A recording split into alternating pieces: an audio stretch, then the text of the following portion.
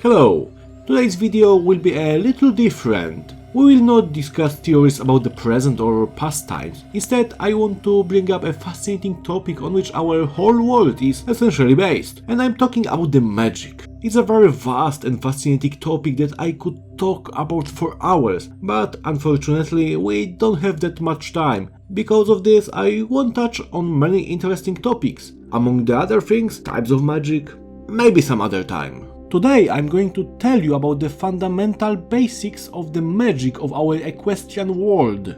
Before I begin, however, I need to mention something. The true nature of magic is not fully understood and described yet. Of course, we have thousands of spells and rituals, but even still, what lies behind them is not fully explored. After all, using magic is as natural to us as breathing.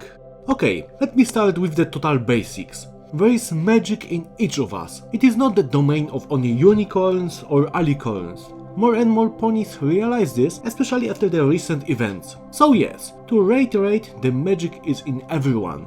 There is magic in other creatures as well, but I won't talk about them now. Today I will focus strictly on ponies. Now that we've cleared that up, let's move on. We all have the same magic in us and we can use it the same way. However, some ponies have a little more of it than others. Since we have different bodies, this magic subconsciously focuses on what a particular type of pony needs. The magic of the earth ponies is focused on strengthening the bond with the earth. It manifests that earth ponies have greater physical vigor and can better understand animals and nature itself. On the other hand, Pegasus ponies focused their magic on their bond with the sky. They thus had the ability to fly and influence the weather. And finally, it's time to move on to unicorns. Just as Earth and Pegasus ponies have magic in them that they, shall we say, use passively, the case with unicorns is quite different. With horns, they can use magic in an active way. In other words, they can cast spells. For the record, other types of ponies can do this too, and I don't mean using magic artifacts. I once encountered a clever but crazy elf mare who created an extremely dangerous dragon using magic and paper. This did not come easily to this mare, as she needed a ritual, some rare ingredients and many years of studying the nature of magic.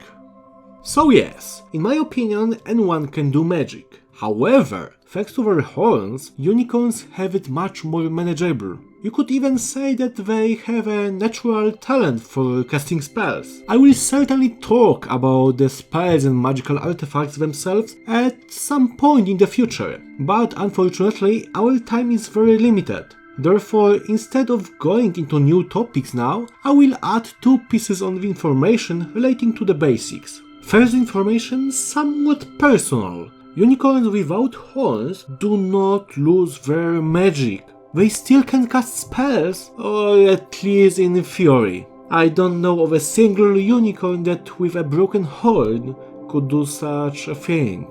Imagine the horn as such a gardening hose. Using the hose you can control water flow as you fit, but cut that hose in half and you lose that control. Water will still come out of it, but not how you want it to. In truth, this can do more harm than good. Second information. Each pony has an inner aura which generally only manifests around the horn of unicorns when they use magic. Each aura has its color and I can say for sure what it depends on. It often coincides with the color of the eyes or the cutie mark, but it's not a rule and I don't think it's the most crucial factor.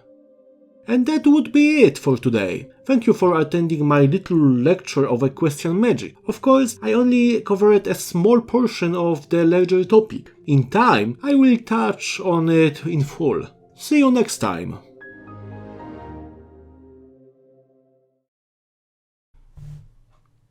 On the other hand, Pegasus ponies focus. Fuck you, Ezekiel!